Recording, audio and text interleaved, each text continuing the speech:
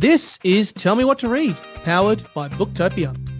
I'm Nick Vasiliev, and today I'm delighted to share a themed episode around literary stories of love in all its forms. In today's episode, we travel to 1960s England and 1980s New York in John Purcell's new novel, The Lessons.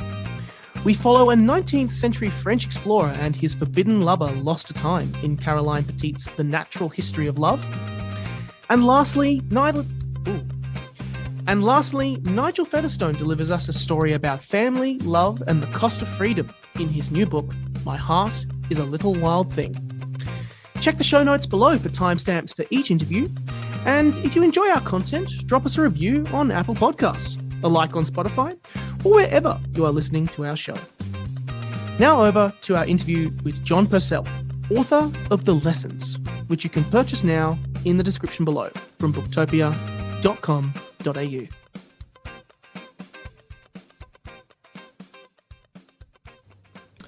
Hello, I'm Ben Hunter, Booktopia's fiction category manager. I'm here with Olivia Frico, our senior content producer, queen of the blog. Thanks, and Ben. We're sitting across from John Purcell. John Purcell is an Australian author who began his book-selling career in second-hand books in his 20s. And since then, he was chief book guru at Booktopia for a number of years. He was my boss. He was our boss. And following the success of his brilliant novel, The Girl on the Page, he moved with his wife to rural England. We haven't seen him since. Now he's back, and he has a new book, and it is called The Lessons, and we love it. John, welcome back. So good to be here. So good to see you both. It's been marvellous catching up with everyone today. It's such a strange thing to be cut off from you guys for so long because of COVID, but great to be back. I did enjoy your Instagram hikes through rural, where is it? Kent, yeah, beautiful. Yeah, no, it is gorgeous countryside, absolutely gorgeous, and that's what inspired much of the rural scenes in The Lessons. Well, let's just jump straight into this book. I mean, you're a bookseller extraordinaire. No one can sell a book as well as you. So why don't you give our listeners a sense of what they're in for with The Lessons? Well, I began The Lessons in a sort of roundabout way. Authors will tell you that they sometimes have lots of stories that hang around with them for long periods of time. And I had this story about an old man for many, many years in the back of my head. And when I started to think about it, sitting in England with a book contract to write, I started thinking about this old man. And instead of writing about him as he is today, I sort of wanted to go back. And I wanted to find out his story. So I sort of drifted very quickly to the 1960s, and I started writing about this old man as a young man. That's where this whole process began, which is odd because it sort of drifts so much away from this beginning. So it's really about young love, the beginning of the book. It's about Harry and Daisy, and they fall in love. They're from very different classes and very different lives. Harry's a farmer's son or grandson, and Daisy is definitely part of the upper middle class with connections that go further. But it is just that raw, youthful love, lust that happens to us all at 16, 17, 18, or it should, sadly if it doesn't. And I wanted to capture that, and I focused on that. But I cannot help myself, and I don't like happy endings, and I don't like people getting all their own way. And life is not like that. Life throws so many obstacles in front of us, and so I threw in Jane Curtis as Daisy's aunt, who is a novelist in her late 20s, who kind of brings disaster, I suppose, in the path of Daisy and Harry. And she is in the story twice. She's both in the 1960s version, and then we meet her as a 50-year-old in the 1980s. It's a celebrated author. International acclaim. author. Yeah, by that stage, yeah. And so she breaks them up. She breaks Harry and Daisy up. And we spend the whole novel hoping that this relationship will somehow find a way back to each other. But I'm really mean, and I make all these obstacles. I just keep throwing obstacle after obstacle in front of them. It's basically, I'd love to think of it as a romance, but I'm just not as straightforward as that. I think there are lots of elements of different kinds of stories in this. There's the romance element, but then there's also, I think you could definitely say it's a coming-of-age novel. Yep. It ties in very deeply with that theme of like the loss of innocence. Mm-hmm. What interests you as a writer about that idea? Because so many books deal in it. The possibilities of it. I suppose that there's so many ways to explore it. Also, the contrast. I like the contrast between the 1960s youthful experience and the present youthful experience. I found that interesting as well. There was so much change going on because we think of the 60s and we generally think of swinging 60s. And I've set my book in the UK, and that's where really the swinging 60s was all going from. But my book starts right at the beginning of the 60s, and that is really the 50s. And in the UK, it's really the 40s because they kind of miss the 50s. And so the drab 40s and 30s kind of drag themselves for a long period through. And so the generation that Harry and Daisy are, so they're 16 and 17, 18 at the beginning of the novel, are just at the beginning of the 60s.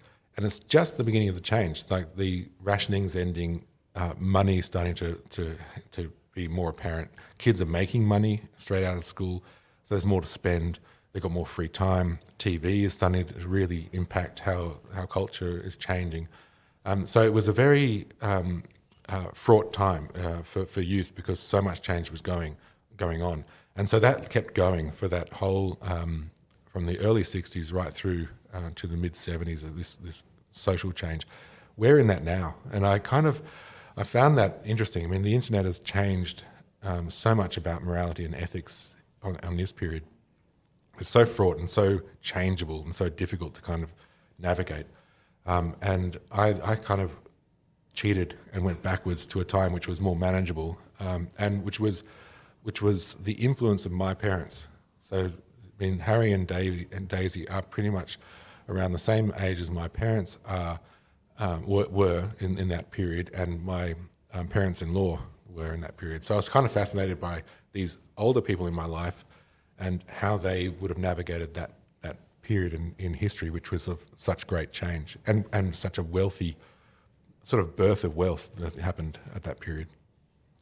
That really explains a lot about, like, what I loved best about the novel was the fact that it was historical fiction, and you've written contemporaries as far as I've known, and it was a nice, I wouldn't say nice change because you've only had one other novel published under John Purcell and it was contemporary, but you write really historical fiction really well. And like, did it require a big adjustment in your approach, or was it just, the result of all those things you were just talking about? I think I've kind of been an anachronism my whole life. As soon as I learnt to read, I didn't read contemporary books. I read everything, classics, old. I mean, I consider the 60s as just happened. Like, it's modern. I don't think of it as historical. When people talk about it as historical fiction, I go, but it's the 60s. It can't be possibly be historical. I feel that way about the 90s. Yeah, exactly. So to me, the 90s is not. Yeah. So 90s is yesterday. So when I write about that period, I'm fascinated by the 20th century. I read a lot of 20th century history, a lot of 20th century biographies and memoirs. It's such a fascinating 100 years with so much change, and it ended with the greatest change for our century with the introduction of the internet. But there were so many changes that happened in that time before the internet, and I'm kind of always been fascinated by it. So I find it easier speaking in the language of the past than it is to speak of now. I feel more comfortable, even though I find it easier to write contemporary stuff. I feel more comfortable writing in the past. I don't know why that is. I think it's... And it's interesting. Yeah, because, I mean, I've written 2 contemporary short works since writing the lessons, and that's just how I find that very easy, and I find playing with all the different ideas that are happening right now fun, but there's something more deeply relaxing or deeply comfortable to me to be writing in the past. There's something particularly unique about what you do as an author, John, and that is taking inspiration or a direct page from the core classics of the English novel and combining it, imbuing it with the modern page turner. And this, I think we've undersold it thus far. This, listener, is a page turner. There is blood spilt, there is lust, longing, violence, there is betrayal, certainly betrayal. And it is luxurious and beautiful. And you spend a swathe of the novel on the French coast in the 1960s, which you make horrible. I wrote that part in the middle of lockdown in the UK. Oh, I bet you did. I was dreaming of the Mediterranean. I could have made that section, 4 times as long and hung around those beaches. I'd still have read it. Yeah, in the 1960s. I mean, dreaming of swimming as Daisy and Simon swim around around Nice. I mean, that I was desperate for that. So they swam longer than they needed to because I was really enjoying writing those bits. I understand what you mean. The speed at which the book moves, the page-turning nature of it, I can't help that anymore. Like I find myself constantly thinking about how the story is flowing. I didn't used to. Is that a bookseller mind or is that an author's mind? I think it's both. I think it's more author because I've learnt so much. Working at Booktopia was ridiculous, meeting all the authors. I mean, it was an open university. I got to speak to every best-selling author on the planet for 9 years in a row and ask them whatever I wanted to ask them about how they write their books. So it was cheeky, but it was very helpful. And so many different approaches. It gives you kind of freedom when you've spoken to so many authors about how they approach their book and no one agrees on it, which means it's very freeing. But I was very aware of the changing nature of writing. And you get that just by reading popular novels of only 20, 30 years ago. It's a very different speed and pace that are in those books.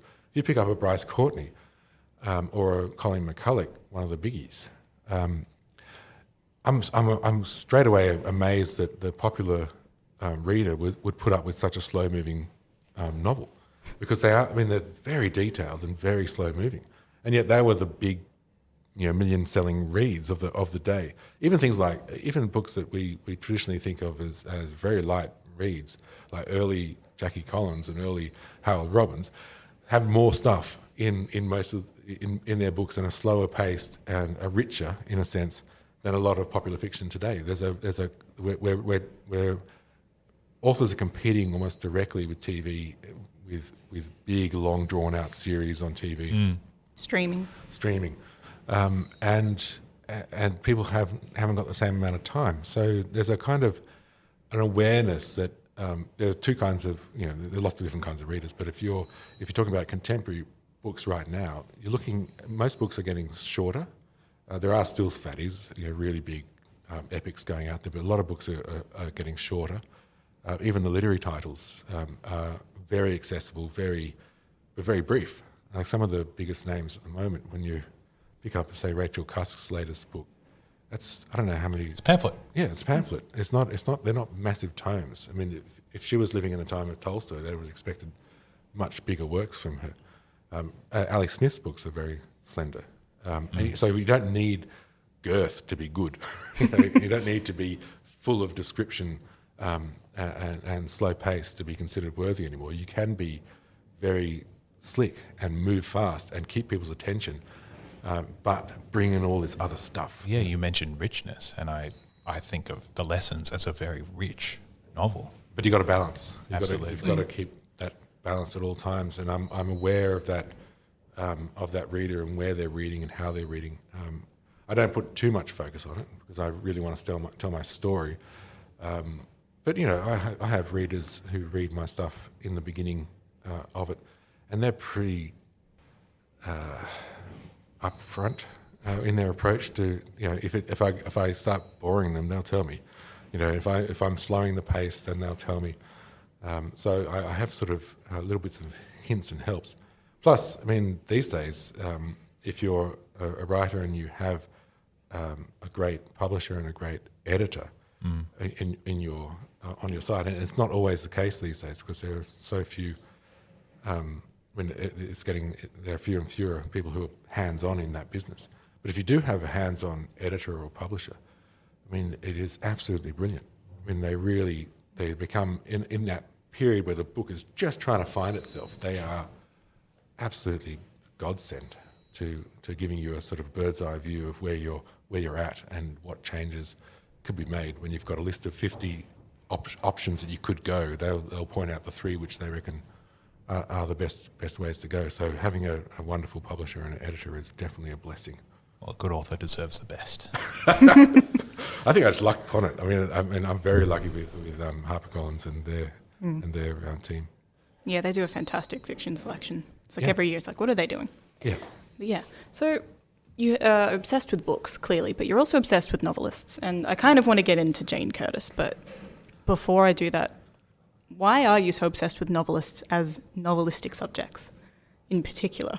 Well, it started because not long after I first started to read lit fiction, probably 18, 19, I was absolutely certain that that's what I wanted to do. Like it was pretty much, I discovered these books, I read half a dozen, and I went, I want to be a writer. But it was that quick. I also knew I knew nothing, and I was so far from ever being able to write myself. And I was a terrible student, so I was even further back from attaining my goal. But it was kind of, they walked side by side because I wanted to know how they did it. And I assumed they would tell me in a biography or a memoir. So I went there first to see if they could tell me how they did this. And so I slowly got obsessed with their lives because their lives are all different, but they share some very similar things like darkness, depression, failure, all these wonderful things that I love. Drugs, alcohol, bad marriages, fights with publishers. There's all this good stuff in these memoirs and biographies. And so they sort of walk hand in hand. So while I was reading the great writers, I was constantly reading about them to try and make sense of it. I know that's very unfashionable, or maybe it's back in fashion, who knows. Looking at biography of a writer to assess a work of fiction or a literature is, I don't know if it's, where is it? Anyway, sometimes you read certain books and they say you're not allowed to do that, but you're meant to just read the text alone. But I definitely always went straight to the mind of the author to try and work out what's going on. And it became an obsession, so I've never stopped. The Jane Curtis character in the lessons has a magnitude, which is brilliant, and she eviscerates those around her, and she brings nothing but doom and darkness to everything she touches. But her role in your book, it almost, and the position she finds herself in those scenes in the 1980s. We go to New York with her, and she's doing a book tour, a book event, first class. Well, she refuses first class on principle for reasons she can't explain. But she's acutely aware of the performative role of being an author and how fiction is theft and chaos and morally hard to justify. Yeah. And that's the big thing about the lessons, right? Yeah, and it depends on how you read it, because there's a way of reading, just like Jane Austen and a lot of the fiction that I grew up reading. There are so many ways to read those books. You can read a Jane Austen and just enjoy the romance and flit off without a worry in the world, or you can read it as a discussion about the society, not just then but for all time. There are many ways to read it, and I like the idea that you can read the lessons in that way as well. You can just read it as a story where Harry and Daisy have their relationship and what happens. And then terrible things happen. Yep. Or you can read it in a way where you have to ask questions about who's telling it, why are they telling it, how's this coming to us, how's this story coming to us, who's it coming through, who gets the last word. And a lot of this points to Jane Curtis, who was a novelist, and we know novelists are professional liars. So it's coming through the most unreliable narrator you can come across, because a novelist can make you believe truths that are just plainly false, and delights in doing so. So she is our narrator mainly through this. Because she's the only voice from the 1980s, which is 15, 20 years after the last part of the 60s is mentioned. So she has this overriding narrative talking about this period of history, which we don't even know if it happened. Like we can't really know. And that's one way of reading it. I mean, you can read it and say, "Yep, all that happened, all cool," or you can read it and start having thoughts about why Jane Curtis is telling us what she is telling us and how much we can believe. And you definitely start doing that from the very first chapter, which I think is my favourite in the entire book. And you're like, ugh. Where did Jane in particular come from? Because she is one of, I don't want to say a John Purcell type of character, but you've written some real corkers of characters before. Like Girl on the Page had Amy and Helen both, and they're fantastic. And so kind of eviscerating, as you say, but also they're just unrepentant most of the time.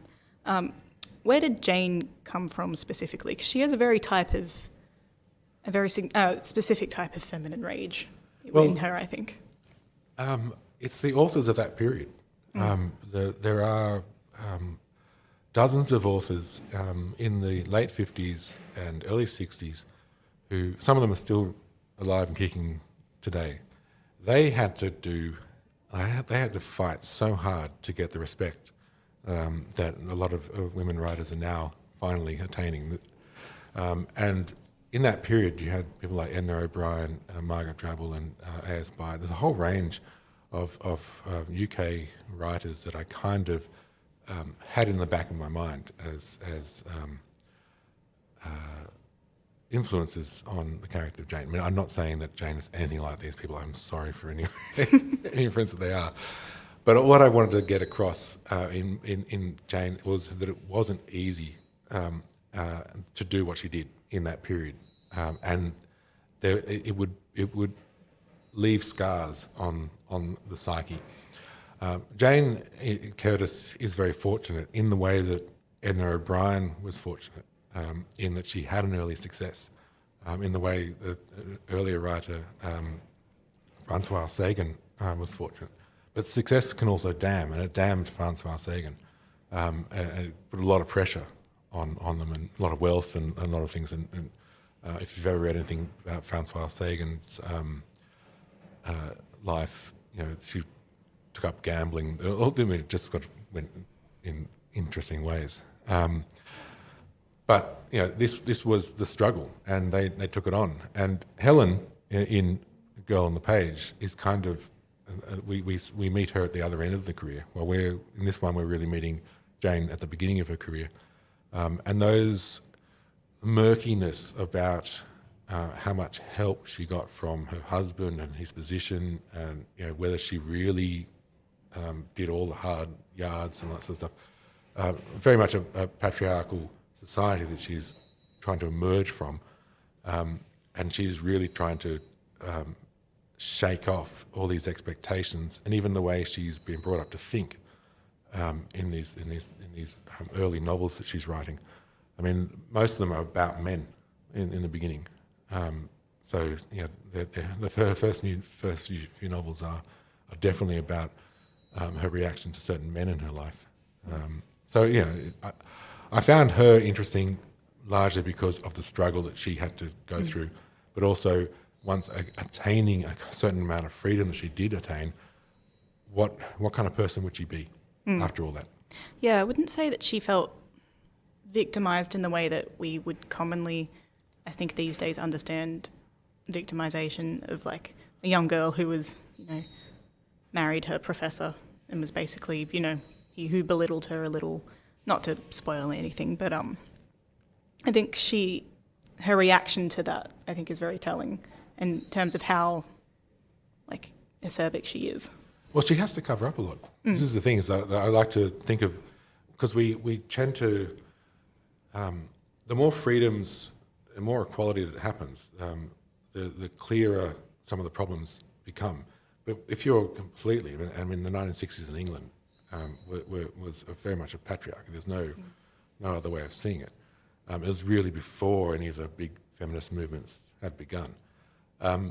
So a lot of the behaviour that she went through, she would just necessarily, and the same with Daisy, necessarily have to deal with and have to cover up and have to just move on from. There was no redress at all. And I think this is that part of history, when I started to dig into it, and I've read some wonderful books on that period, it felt like nothing had changed. And that even though these voices, these single voices of women, a few women making it into publications and being thought of as new literary lights, they were so rare, and most of women weren't enjoying these freedoms that they were doing. But it wasn't easy, and it wasn't without its compromises and all these other aspects that were there. So I don't think it's any easier or less easy than now. It's just that now there are more voices to actually point out all the problems, while there were none. John, when you were working here, you were director of books, and in recent years, Booktopia's really grown a lot, particularly in the pandemic. We've scaled up, and there's dozens more staff now. But during your time, it was a very tight team, and you were the director of books. You were that really put you in the centre of things in the book industry. You were very switched on, and you were in it, and you were incredibly online. You've shrugged that off. You've moved to the UK. You've moved to rural England with your wife and your many rescue animals, and you've been sitting quietly writing all this time. I want to know how attitudes have changed. What assumptions or pretenses have you shrugged off, or do you remain a constant? I feel every day, and my wife sees this, I'm reverting to my old secondhand bookseller self, where I had no rules and no regulations and no one over top of me. Working in the corporate sector, which is what Booktopia really is, behind the scenes, really brought out another aspect of me. I mean, I didn't even know I had that. I mean, if you met me in the secondhand bookshop, you wouldn't have a clue that I could to go talk to a board meeting. I mean, it just didn't make any sense. But all that just came off. It fell off, and I feel coming back. I don't even know who that was. Wow. I don't have a clue, and it felt weird coming in because I put on a shirt that I hadn't worn for 2.5 years because I'd just been wearing t-shirts, and I don't know why. I felt I needed to put on a shirt, and it's the same shirt I used to wear here in all those photos. You know, I had that exact thought. I'm like, is he wearing that shirt? It's the same shirt. My Lord. Yeah. And it was like putting on my uniform. Yeah. But I just don't feel any of it. I have none of it. Does that change? Do you feel that has impacted the writing, or is the writing your own island? I feel it will take a while for Booktopia to drain away from the writing. I mean, it's been a great insight into publishers and writers and all that sort of stuff. So I certainly don't want to lose any of that. I have a habit of writing about writers, and I think that's going to continue. Please do. Yeah. But the corporate side is drifting away, like the ambitions and the structures and the talk. Half of me wanted to write some sort of office drama when I first left, and I started writing this office drama. Was I in it? Of course, leading role. And I couldn't do that now because I've just let all that information drop like completely. I don't even know. I can't even get angry at the business talk language. I've forgotten it. I've read too much good stuff, and have gotten rid of that vocab out of my mind. So no, what was the worst one? Ideation. No, there's a few terrible words that I've got rid of them all. I've read them out of my brain. I really have. All I've done, because of COVID, I went over there, I started to get settled in, COVID fell, we were locked down. First, I was in my parents-in-law's house in their spare room, and we did nothing. Yep. Like, all I did was read and write.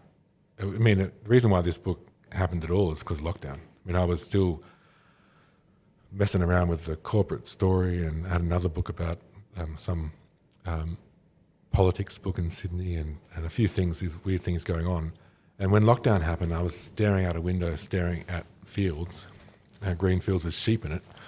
And I just changed my mind. I just went straight off on this story, which has ended up being the lessons. And I had nowhere else to go and nowhere to escape, so I wrote. I wrote a lot. And even when I finished the lessons, I just kept going because there was nothing to do. And I was a very fearful, and still am, participant in the great pandemic. So I didn't want to go out there and enjoy all the freedoms that Boris said were out there. I just stayed at home, and my wife just stayed at home. We went to Tesco for the supermarket every once in a while. But by doing that, it meant I read a lot and I wrote a lot. So I've been shaking off the corporate. Well, I never really wore a suit, but the corporate attitude has been shrugged off. I love the sound of that. Quickly running out of time. If there were 2 or 3 classics that you could mandate that every adult person in society read, what would they be? And if there were 2 or 3 contemporary novels, what would they be? Well, classics, straight away my head goes to Middlemarch. I just think Middlemarch, George Eliot understands humanity in a way that very few of us ever shall. The lessons that are in that book are extraordinary, and people talk about wanting to have a jab in the arm of knowledge, or the closest we're going to get to that is reading Middlemarch.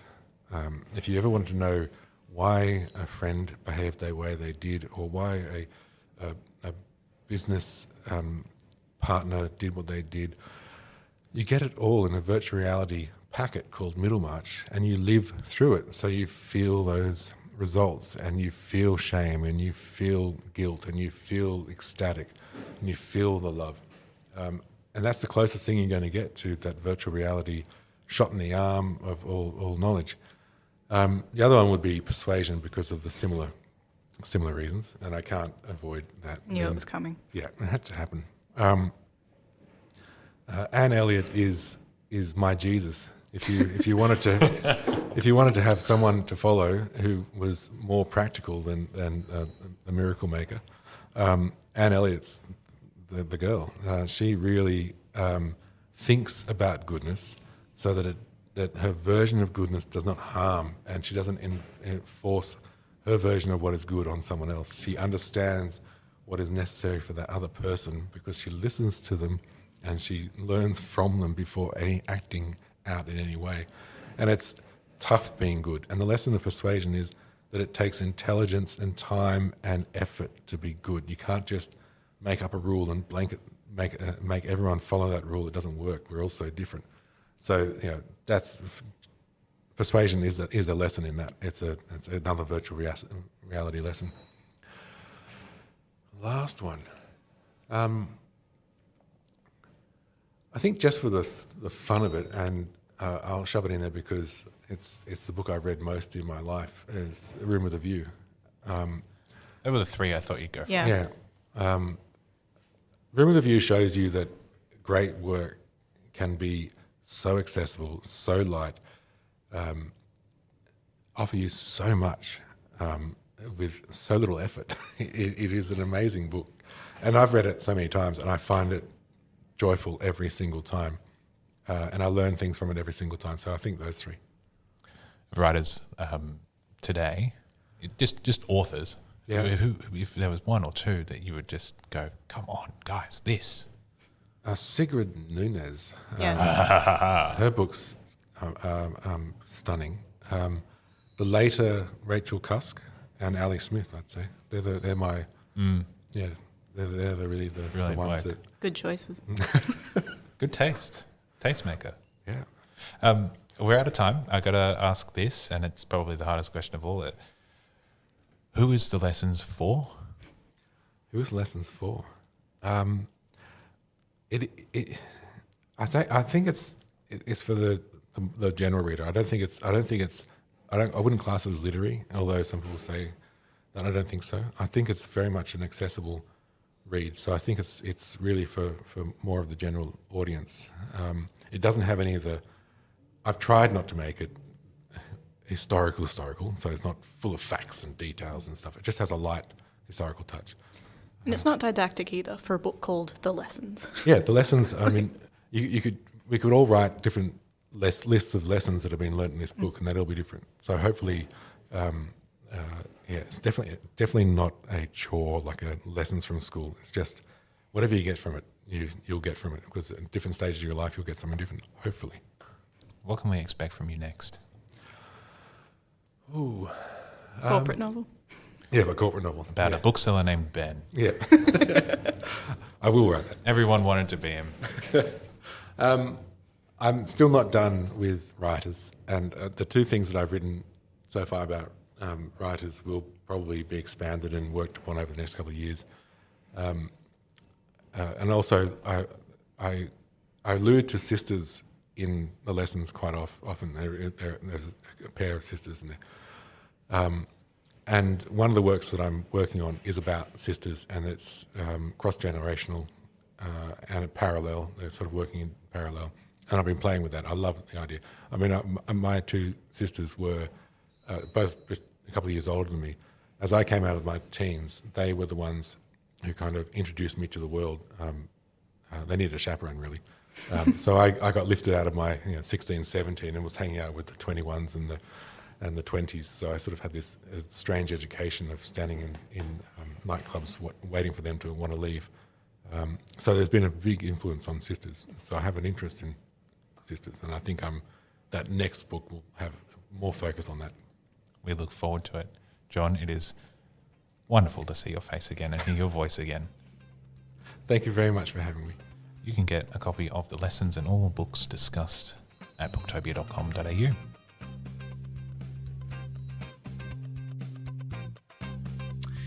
Now over to our interview with Caroline Petit, author of The Natural History of Love, which you can purchase right now in the description from booktopia.com.au. Hello, I'm Ben Hunter, Booktopia's fiction category manager, and I'm thrilled to be in person. And I'm sitting with Caroline Petit, and she is an author of historical fiction, and she has the most peculiar new novel. It is called The Natural History of Love. I've just started reading it, and it's dramatic and bizarre, and it's full of layers, and it's very rich, and I'm becoming obsessed with it. So I'm very glad that she's here. Caroline, welcome to the podcast. Thank you so much, Ben. I appreciate that. This book has a story behind it. It's a story of discovery for yourself as an author. You went into a old mansion on the outskirts of Melbourne that was about to be knocked down, and a story sprung from it. Tell me about it. Yes, the manor house on what was once a very large property was going to be knocked down to make way for a concrete plant, and there was a précis of the people who had lived there over from the 19th century, and one of them was about the Count de Castelnau and his lover, Carolina Fonseca, and their two sons. And the more I learned about them, the more I became obsessed by them. And eventually I went and looked up the story in greater detail, and finally I wrote about them. And you discovered this, in addition to this brilliant house that no longer exists, you were one of the last people to see it. You saw this legal archive of a inheritance dispute, and it's a very dramatic story hidden in these pages. Yes, the story is that the Count died in 1880, and Carolina died in 1902, and she died and left in 1901 actually, and she died and she left a a very large inheritance, and she left it to her younger son, Edward, who sadly was mentally ill. Probably now we'd say he has schizophrenia, but it's really impossible to tell really what his illness was at that time. And the older son, Charles, was infuriated and felt left out. And he sued him to say that he wanted his share. And not only did he want his share, but because Edward was already legally incompetent to do anything, that he should be Edward's guardian. And there was this huge court case that dug into the past of these boys. And that's when the story begins, really. Yes, and it is. I think of it as a story that you unfold in layers. You begin through the eyes of this kind of ordinary a voice. This solicitor, this lawyer in Melbourne in 1901, the year of Federation, the very tippy top of the 20th century, and he is going up to this mansion for the first time, and is about to really step into some proper drama with this inheritance dispute. And he then unfolds diary entries from this insane man's parents, and he is an illegitimate child. And it takes us to Brazil and a sugar plantation, soon to become a coffee plantation, and a story of French naturalists and of love and betrayal and passion. It's very dramatic, but then you begin it through the eyes of a lawyer. How did you come to that structure? Well, you can never, if your major characters die, and the Count and Carolina, they died. They were dead, and when the inheritance case was. But I wanted to tell their story. Especially, I wanted to give Carolina a voice. And the Edward could not do that because he wasn't capable of doing that. Yes. So I invented the diaries in both. I gave both the Count a diary that he wrote in French, and a diary. I made up a diary for Carolina, which she wrote in Portuguese because that was her native language, and that meant that he had to find a narrator, and he had to go through those things. But it also uncovered their feelings and their emotions that swept them along for over 20 years together as they crisscrossed the world.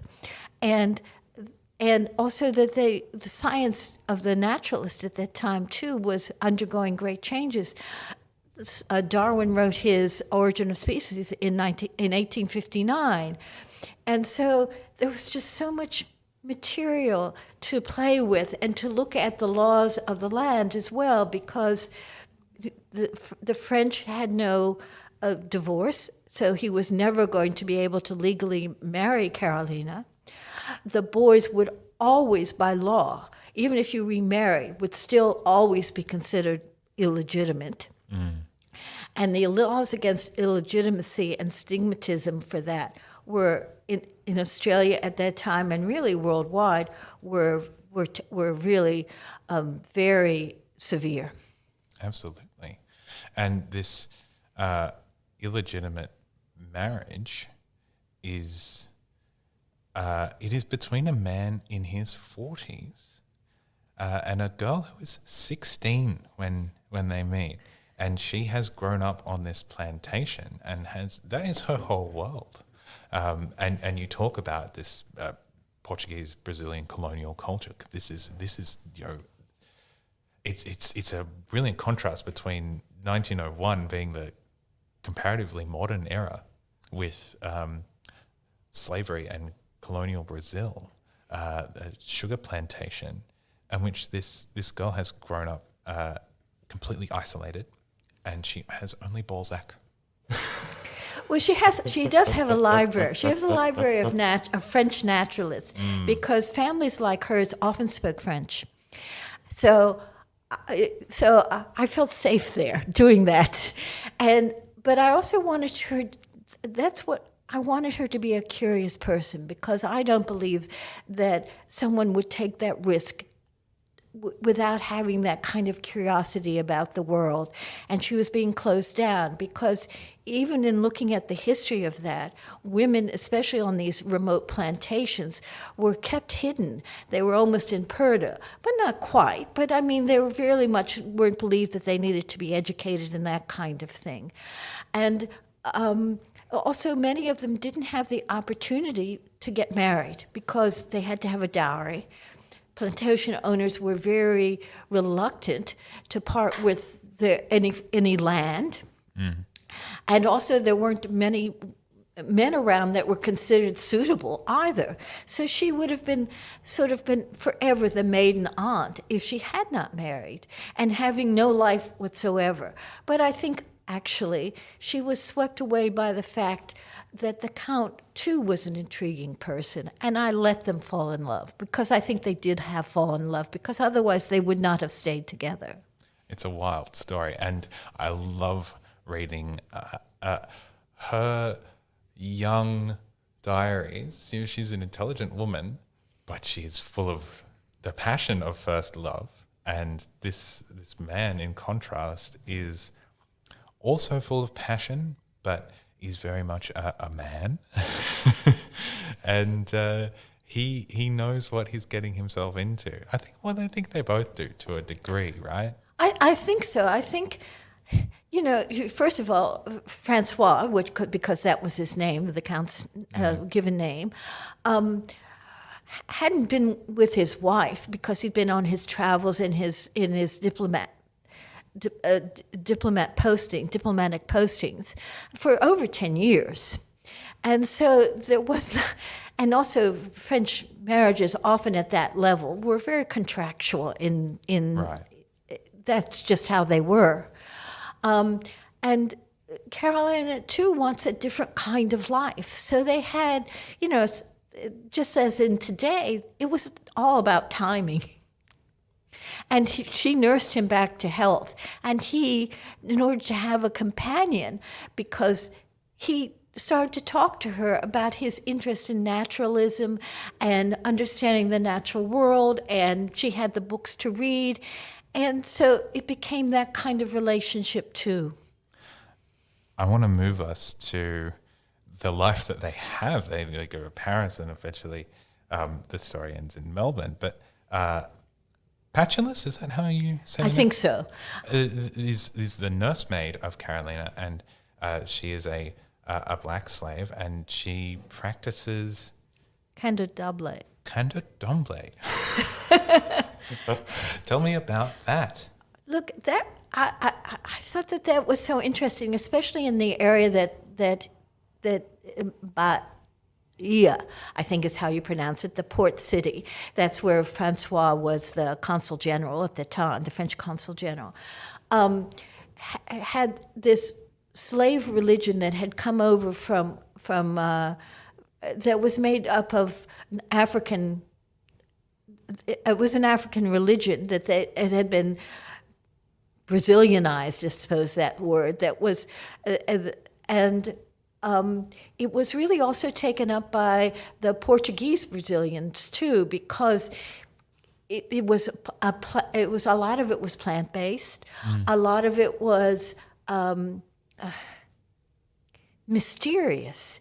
And I think people liked that, and it gave them a sense of place. And certainly for the slaves, I think it gave them a sense of belonging, because they kept some of the practices, because slavery in Brazil was a nightmare.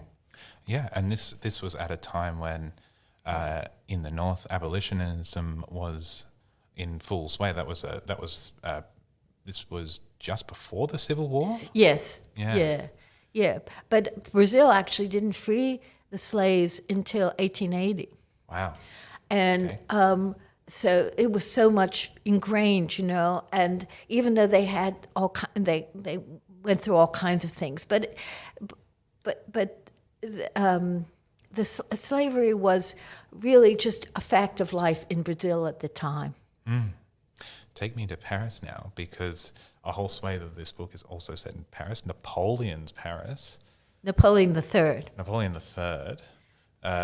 And you spent some time in Paris, you were saying. Yes, I was very lucky to have a French friend who was able to let me read, wrote and interceded for me, if you will, in the Natural History Museum of Paris, to let me read some of the correspondence with Francois' wife, who got him, actually, I think, had a lot of influence to get him to lead an expedition in the 1840s into exploring South America and Central America, for which he wrote 5 volumes. And that gave me the sense that Anne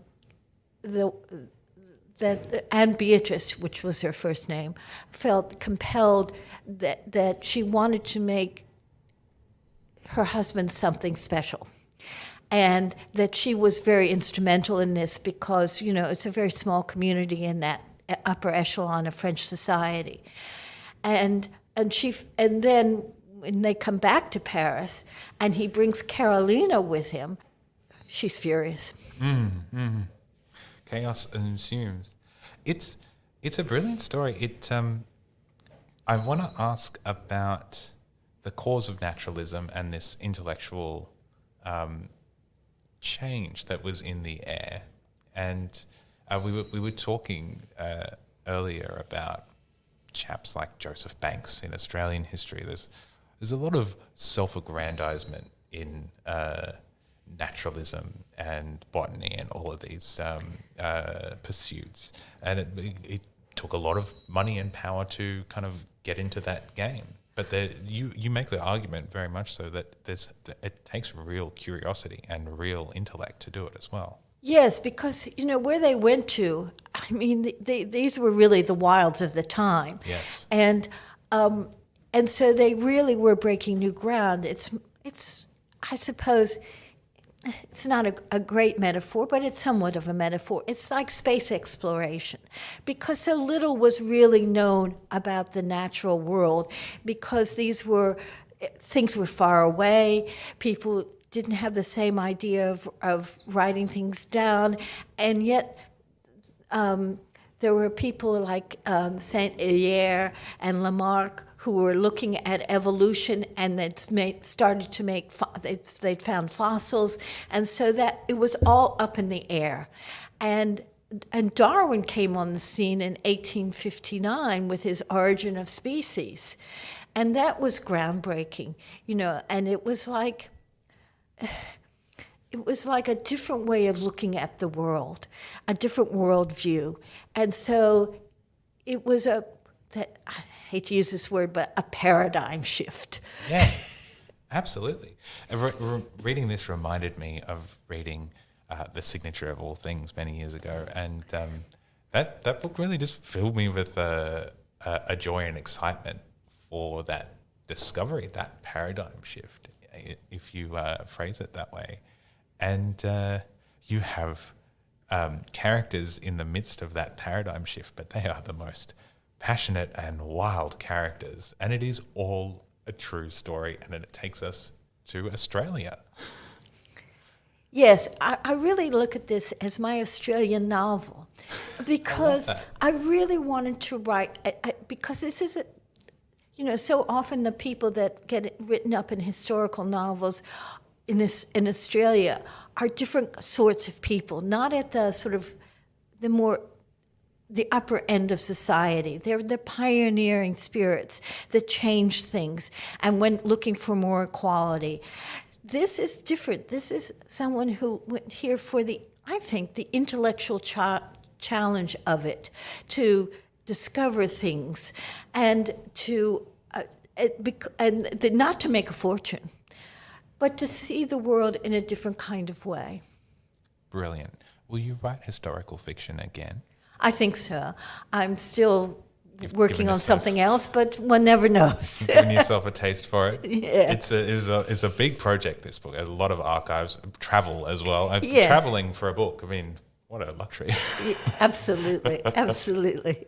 Caroline, it has been an absolute pleasure to speak to you. And this book is not only, when you see it, listener, on the shelf, it is a brilliant, beautiful package.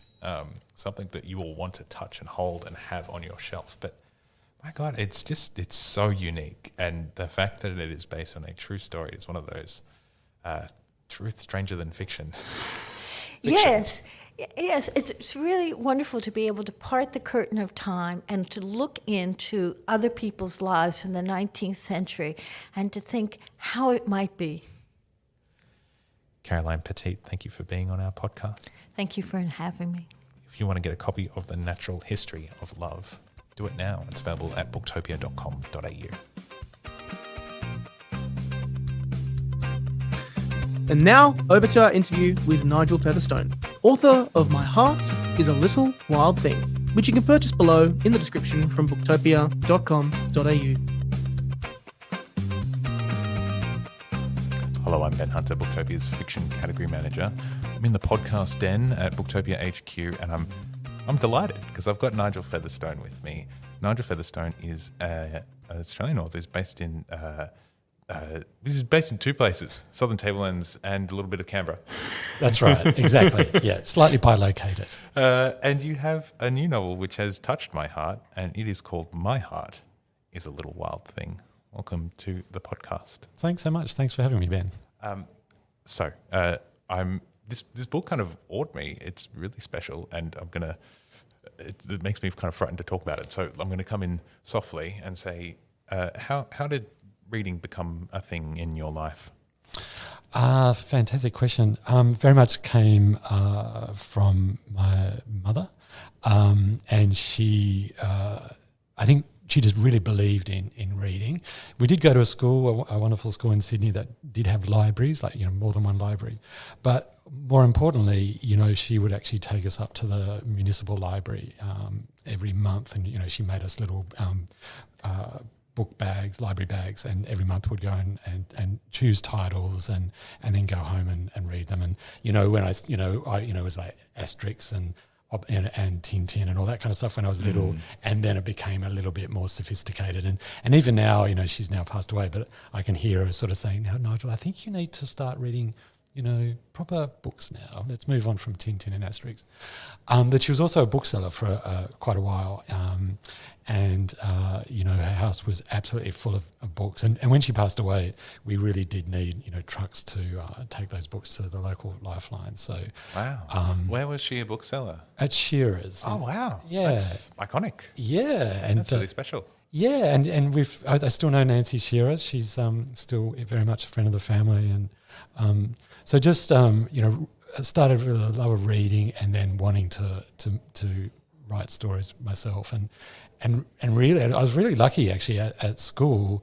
The way I remember it, we actually had creative writing classes until year 10. That's and it was a double creative writing class, and I actually always did well because the teacher would just say, write a story, and so I'd write a story, and I think really I'm still just that kid just writing stories. And back then I used to write in a exercise book, and now I write in a pad. Nothing really has much changed. No, it's that same magic. So did you foresee becoming an author, a writer, as a vocation as a young person, or how did that come about? I certainly wanted to be a writer when I was young, and I distinctly remember maybe I was writing poems for school or short stories for school, and I started to I made my own anthology. I actually, I put them all in one exercise book and I wrote them all out. So I certainly wanted to be a writer. I don't think that I had the sense that you could go and be a writer, even though the house was full of books. There's Patrick Wyatt on the shelves. There was Helen Garner on the shelves, and there was Shakespeare on the shelves, but there was no sense that I could go and do that. So it took me a while, but I did. I kept writing until I was 18, and then for about in my late teens and early 20s, music sort of took over my life just as a mad fan. And then from about 24, I thought writing is where I want to be, and I've really been doing it ever since. I want to come back to music because music is potent in this book. Yeah. Now, this book, My Heart is a Little Wild Thing. Listener, look for it on the bookshelf. It is the most stunning visual thing you will see. I know I say that a lot on this podcast, but I really mean it with this one. It had struck a chord with me, but as I said, I'm nervous to speak about it because it's hard for me to put my finger on what this book is. For me, it's a love story, right? But it's a multifaceted one. It's a love story. It's a romantic love story between two men, which is brilliant. But it's also a familial love story. It's about family and the fracturing of family, a mother and son. And then a third, you could probably even put in a fourth factor, music and culture. But another really important factor is place. This kind of reverent and nostalgic journey to a childhood place of significance. And it all morphs together into this story of self-actualization for this guy, Patrick, who I love. So am I in the right direction here? You are absolutely in the perfect direction. You really summarised it beautifully, Ben. I sort of see it, as a three-way love story between a man, another man, a man and his mother, and a man and a place that was very important to him when he was a boy. It's a gorgeous thing. So let's start with the Monaro because that you write that really evocatively, and that is where Patrick is going. You start a book at a moment of fracture where things have just blown up between Patrick and his mother, and his other siblings are far flung. They are not there to help, and Patrick just goes south. And tell me where he's going. Yeah, so he lives at the same street as his mother in Bundanoon on the Southern Highlands. They've lived sort of in the same street for quite a few years. Patrick's very much caring for his mother. Then, as you say, they have a massive fight, and Patrick knows that he has to get himself out of there immediately. So he just goes, where do I go? And I'm going to go down to the Monaro, which is in the foothills of the Snow Mountains. And I did grow up in Sydney, but I have spent 30 years of my life around the ACT region and now in Goulburn on the Southern Tablelands. But the Monaro is this sort of weird, mysterious place, between the far south coast and the Snowies, and it's just this barren landscape. There are literally no trees, or very, very few trees. It's very, very harsh place, very harsh in winter. Snow is very common, and then very short but intense summers. But he and his family used to rent an old barn on this property, and it's called a steading, which comes from the word homestead. So there's homestead, and then steading is an outbuilding. Right. And so he just goes, okay, where was I once happiest? In his kind of this moment of panic, and he finds that the steading does still exist, and he does stay there. And that's where he retreats. And clearly what he's doing is, he's 45, he's living in the same street as his mother, he's looking after his mother. He knows he's not so much in a bad way, but he knows he could be in a bad way. So he goes back to a place where he's really happy, which is this really quite, almost industrial building. It is a barn, but a steading actually has a little house inside it for workers. But it was a place where he was very, very happy as a child. His family was very happy, even though his family was very fraught. But there on this farm in the middle of nowhere, they found happiness. So he goes back there to refine himself, and he sees a strange animal, and that animal leads him to meet a man who will change his life. Sounds mysterious, but it's brilliant. You begin in this moment of fracture, and you don't immediately let on what has caused this to happen, and it's one of those books where the reader just gets to fill in the blanks. It's not a fat novel. You're spare. You use your words really carefully, and I found myself quite happily filling in what brought Patrick to that moment. And it's almost the lack of things almost. It's the quietness of his life which kind of crushes on him a bit. But was that as a decision as a writer? Were you always going to start there? No. So I first had this idea of a guy having this crisis in his life, going to a farm somewhere around the Monero, seeing something that changes his life. I've had the idea since 2007. 2007. Yeah. Good. And I tried various iterations of Patrick, he was sometimes 18, sometimes he was much older, different kind of person. And I always say with these podcasts that I'll never sort of share too much, but of course I always share too much. But then my mother did die of dementia, and she and I had quite a complex relationship, as I suppose a lot of gay men do have a very loving but complex relationship with their mothers. And when she died, I just thought two things. One is, who was she? Just this, as soon as she's gone, you go, who was that woman who helped, who brought, who gave me life? And the second thing I thought was, what if I had obeyed her? I didn't obey her, so I went off to live my life. But it did take a little while to do that. But I thought, what if I had obeyed her and I stayed caring for her and I did all the things that she wanted me to do? And then I thought, there's Patrick. So, he's never come out because he thought that would upset his mother. He wanted to be a writer, but she said, don't do it. And she said, live in the same street and care for me. And he did that. So I didn't do any of those things. But then there was Patrick, quite fully formed. I've never sort of understood that when authors have said that in the past. But I guess it was a lot of writing different drafts and a lot of iterations. And suddenly when I had that question, what if I obeyed my mother? I do some work a little bit in the theatre, writing for the stage, and there's that sort of Chekhov thing of don't start a play with the bad things, start it after the bad things happened. Yeah. And so I thought, okay, I know what he's done, but don't describe that. Just have him say, the day after I did a terrible thing, I made a beeline for the Monero. It's a beautiful opening. It's on the back cover of the book. It is, rather frighteningly. I want to pause on that concept of staying, right? There's discussion. Patrick, he meets people as he goes through this kind of crisis, if you will, and he explains his position, that he lives around the corner from mum, as a 45-year-old single guy.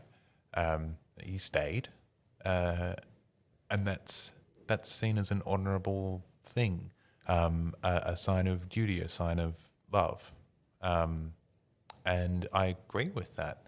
But I feel like the argument in his mind is that real love, or is that my own cowardice, fearing the big wide world and taking the leap and having an uncomfortable conversation, if you will.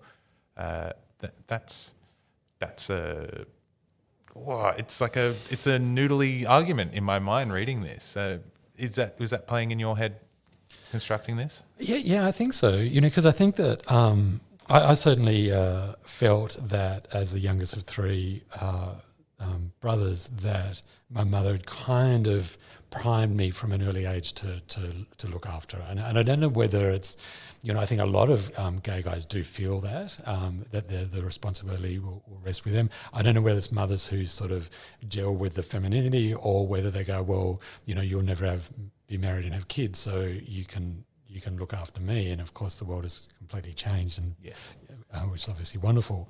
But I just sort of wonder whether the sometimes a mother will go, oh, I'll choose you. And I certainly went down that path for a long time. I never wanted to upset her, even though we fought all the time. But I did take a while to sort of come out to her and then say, I'm going to pursue this particular life. And despite being a very erudite person, she still struggled with that creatively. So I think that philosophically. And I think that Patrick eventually, I guess the novel is about a guy who is looking back on this time of his life his middle age where his life completely changes for the better, but something has to crack him open. And in a way, he cracks himself open. In a way, maybe his mother cracks him open finally. But it's certainly through meeting somebody, a guy called Lewis, who's living on a neighbouring property. That's when he finally finds the love that he really needs. Oh yeah, I adore reading Lewis and seeing Lewis through Patrick's eyes. What was that like as an experience to craft that on the page? So a lot of the way, so I do write by longhand, and so I do I have my tentpole scenes to a large extent, but then a lot of it is just stream of consciousness, start somewhere and just see where it goes. Even though I've got a bit of a roadmap, I'll go off the roadmap. And then once I discovered Patrick, and then Patrick is studying, because it's really, in a way, the novel's written as a memoir. Patrick's writing a memoir about this time.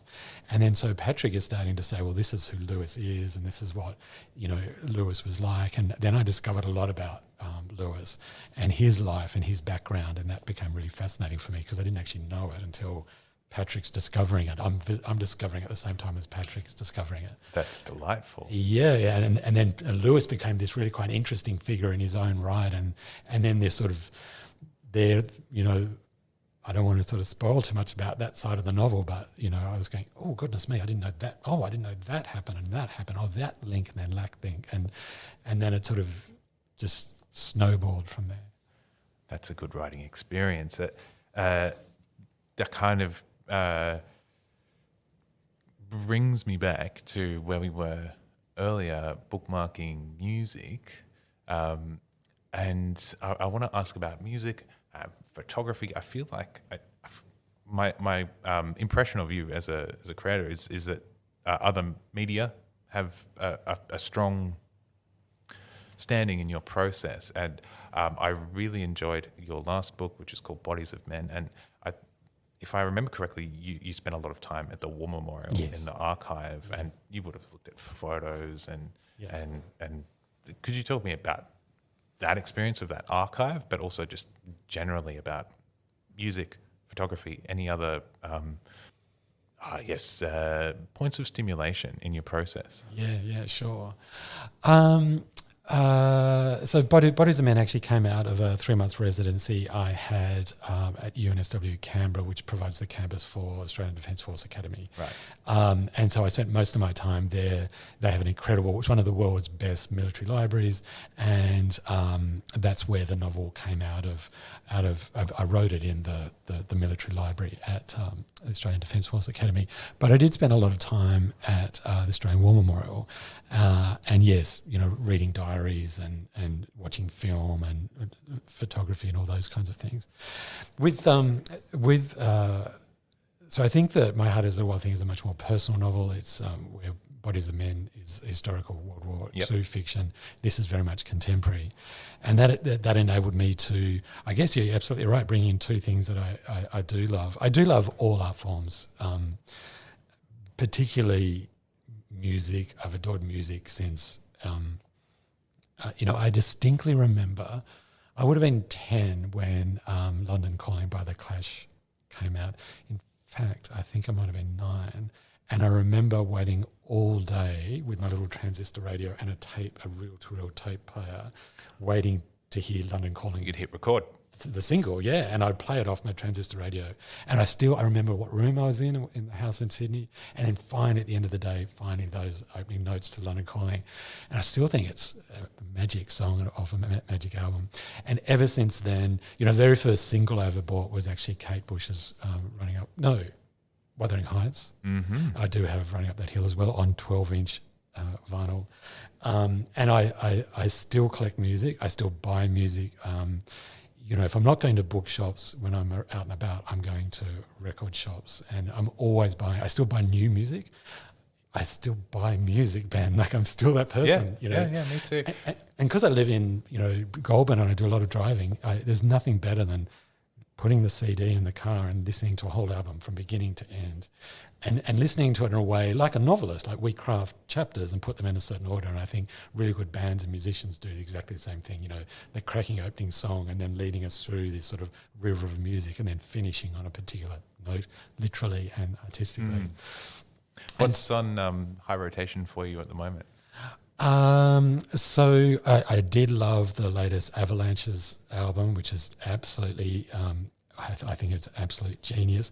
I do love an album by a UK rapper called Dave, or I think Shaman Dave, and he won the Mercury Prize for it a couple of years ago. It's called Psychodrama, and it's crafted in a way where it starts by him saying, actually it is, I don't know how true it is, but it starts with his psychologist saying, I'm here with Dave and we're going to record these sessions. So you've got a very interesting life. Can you share with us your life? And then rap song. And then, so how do you feel about being Dave? Let's explore that. Another rap song. And he just goes through it. So I absolutely adored that. So yeah, music is hugely important to me, and music is hugely important to Patrick. And It is. There's a good soundtrack to this book. Yes, absolutely. Yeah. Which I love. We're running out of time, but I just this book has multiple appeals for me, and I think different readers will pull different things from it, like all good books.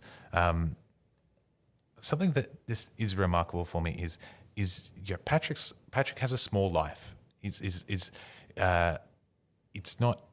He doesn't he doesn't climb Mount Everest. He doesn't murder anyone. There's so many novels that's a requisite, but this one no. And you write a character who is fully flushed, that has grace and significance in a small life, and you also kind of play with this idea of self-actualization can happen at any age. You can properly come out at any age. These are all brilliant things for me as a reader, and the proof copy, the publisher copy, has the word tender in huge bold letters over the top, and I think that sums you up really well. What do you hope readers pull away from this book? Before I answer that, and that's a wonderful summation, a very generous summation, Ben. Thank you for that. One of the very first novels that really moved me very deeply was Colm Tobin's The Blackwater Lightship. And it is so tender and almost nothing happens. It's about 3 generations of women in Ireland, and it centres on a guy who's dying of AIDS. But that story is never told. It's not even the impact of that story. It's just almost the subtle, gentle repercussions of that member of the family on these 3 generations of women. And he was shortlisted for the Booker for it. And when I read that, I thought, goodness me, just that gentleness and that tenderness, but that very quiet power that someone like Colm Tobin gets on the page, and particularly on that book. And I understand that he's since said he doesn't think that he would ever, probably that book would never be published now because the world has changed and it is so quiet and so tender. And so that tenderness is what I want to do. Perhaps I do love a narrative. As a reader, I do need a narrative, but it doesn't have to be very, very strong. It doesn't have to be, this happens and this happens and this happens. It just needs to start somewhere, and that river of narrative just pulls you along gently. And I guess, one of the things that I've always wanted to do is, write about quite dark things in a way that's really quite accessible. And I do love art where some people will just finish a book or finish anything where they go, well, I really enjoyed reading that. But then 3 months later they go, oh, I've just discovered something else. And then maybe 3 months after that they go, oh, I've just discovered even more. Or they read it quite quickly the first time and go, well, I was carried through the love story. And then the second time they read it, they go, oh, I'm just seeing much more now. And then the third time they really go, oh, heavens above, that's really rocked me. So that's what I try to do. I don't try to wallop people over the head in that first reading. Just tell a good story, almost as if you're telling a story over lunch. And then there's a lot of layers and layers and layers. And I guess that's what all good art, to me, does. It leads you gently into places that you might not have gone. Sounds like a really good album. It does indeed. Will you write something like this next? What can we expect from you in the future? God knows. I hope to keep going, and I hope, in a way, I have been writing for a long time, and I'm kind of in a way writing. These are my big theme novels. Bodies of Men, war novel. This one I actually see as funnily enough, sort of a nature novel, and the third one, I'm not sure what it'll be, but I guess also I'm writing about Australia and what Australia is as a character. So whatever the third one will be is kind of asking those questions about what sort of country do we live in. I await it eagerly. Nigel, thank you for spending some time chatting today. Thanks so much for your time, Ben. If you want to get a copy of My Heart is a Little Wild Thing, do it now. It's available from all good bookshops, but also booktopia.com.au. Thanks to John Purcell, Caroline Petit, and Nigel Featherstone. You can find links to all books mentioned in the description below, or head over to booktopia.com.au. It's a good website. You should go check it out. If you enjoyed our show today, drop us a review on Apple Podcasts or a like on Spotify, and let us know what you think. Next week sees the arrival of the Emerging Writers Festival for 2022. On the opening day, June 15th, we'll be sitting down with Amani Hayder and Michaela Saunders to discuss their brand new books and what they are most excited for in this year's festival for emerging writers and artists. Thanks for listening, and never stop reading.